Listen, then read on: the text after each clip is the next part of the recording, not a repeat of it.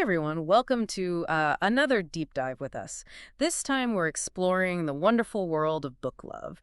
We've got excerpts and illustrations from Debbie Tung's book, Book Love, published by Andrews McMeel Publishing. You might know Debbie. Oh, yeah. She's the talented cartoonist and illustrator behind all those relatable comics about everyday life. You know, books, tea, all that good stuff. She really captures that book lover feeling. Right. It's not just about reading. It's that whole deeper connection we feel to books. Exactly. That feeling of getting lost in another world. And she starts off with the most heartwarming dedication. To my parents, thank you for giving me the love of reading. And to my little superstars, Arwen and Evan, may your lives always be filled with the magic of books.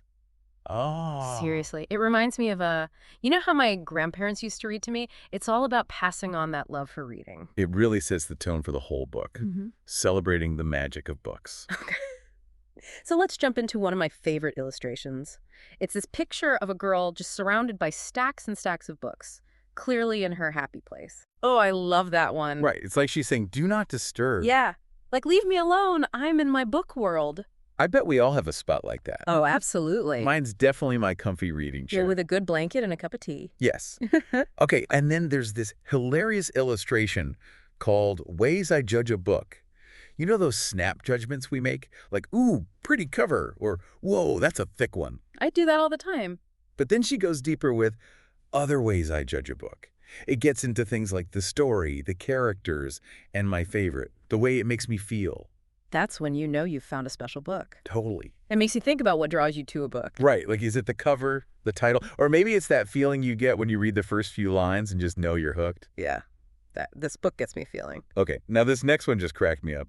It's literally a girl hugging a pile of books with F, F, F, F, F, F, F, F, F, F above her head. Someone's like, did you just smell all 4 books at once? And she's just like, yep. Oh my gosh, I thought I was the only one who did that. Right. It's like that new book smell, the paper, the ink.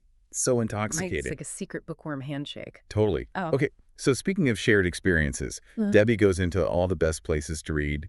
We've got the classics, cozy bed, bathtub, perfect for rainy days. Ooh, yeah. And then there's the park, the beach, even public transport. It's like you could just create that reading experience anywhere. Anywhere you can escape into a book. It makes me want to grab a book and head to the park right now. Me too. What about you? Where's your go-to reading spot? Anywhere I can really get lost in a book. But there's something special about curling up with a cup of tea and a good book. Oh, for sure. Which actually reminds me, Debbie has this perfect weekend formula. It's books plus tea. Perfect weekend. Oh, absolutely. Simple but so true. And let's not forget about the essentials. Debbie's illustration of a Bookworm's Essentials is spot on. You've got your comfy chair, a giant book bag. That could probably double as luggage at this point. Oh, yeah. Snacks. A snuggly blanket. And of course, at the bottom of the list, lots and lots of books. The most important part. I mean, duh. But it's so true. Our book collections are like little curated libraries. Exactly. And it's not just about hoarding books. It's about creating that perfect reading environment. Yes. That space where your imagination can run wild. So you've got your comfy setup, your snacks, your essentials. Now the big question is, where do you find your next great read? Right. Debbie explores a few options in the book. And I bet these will sound familiar. First up, the classic haven for book lovers, the library. The library. I can practically smell those dusty bookshelves. And hear those quiet whispers. It's almost like a sacred space. It really is. It's more than just books, you know? Totally. It's that feeling of Yeah. sanctuary. Yes. A place to disconnect and get lost in stories. And of course, free books. Always a plus. Do you have any fun library memories? Oh, so many.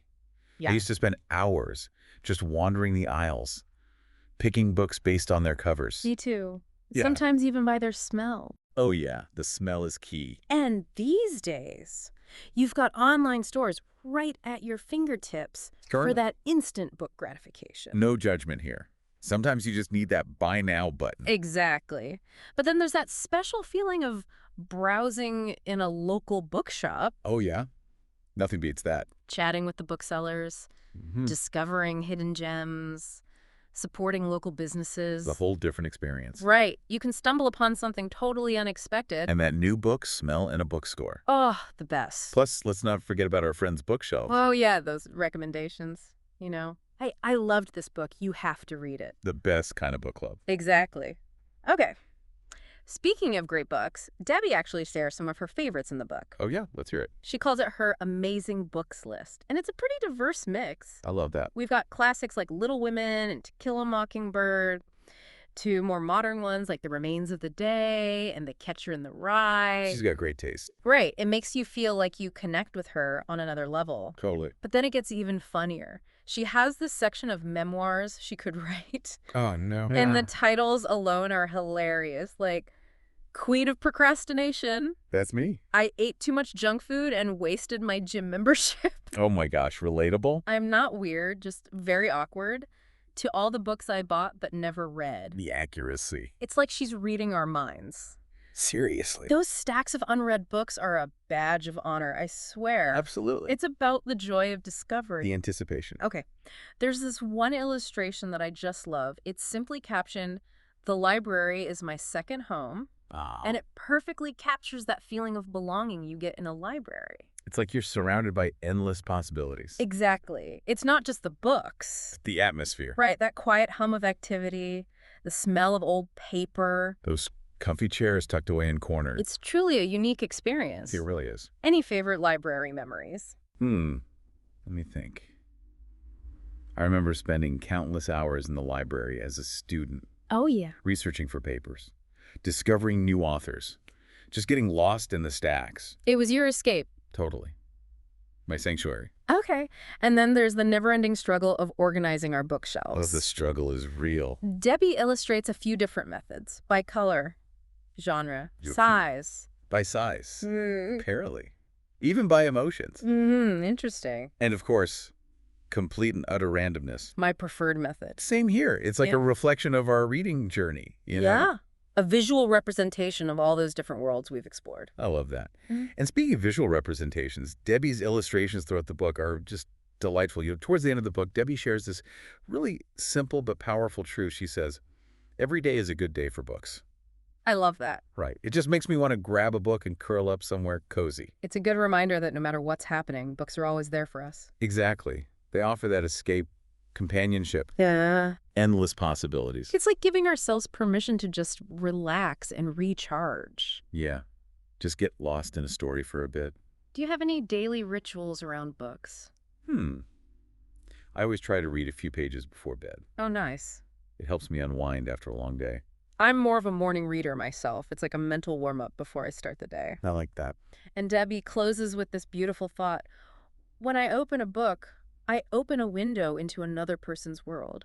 It becomes a truly magical experience. So true. Right.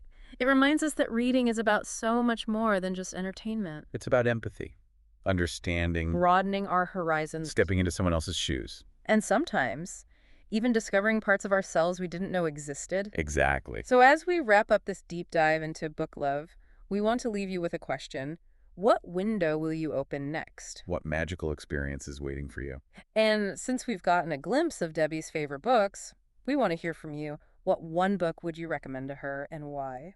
Leave us a comment and let us know. We can't wait to hear your suggestions. Happy reading, everyone. Happy reading!